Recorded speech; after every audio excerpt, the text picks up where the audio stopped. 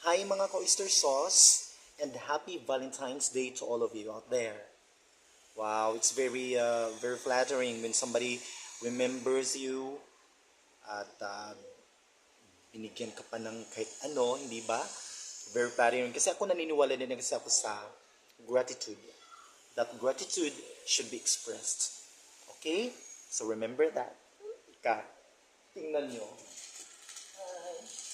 I have a lot of this. Wow. Flowers and chocolates.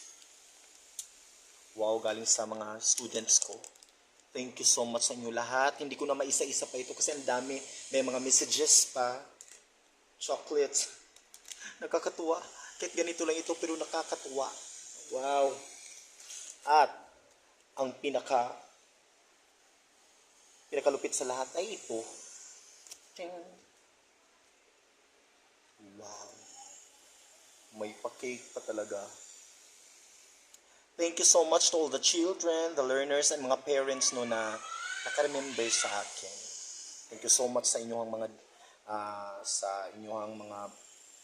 ang tawag dito, yung messages niyo, no? May mga cards at ito may pa-cake pa. Thank you so much. It really, give me enough courage and strength to do more for the children.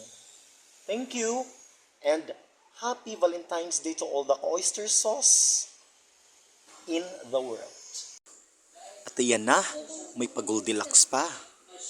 Wow, isa itong moist mocha cake. Ay nako, kahit anong klaseng cake pa yan, it doesn't change the fact that you guys have noticed my teaching.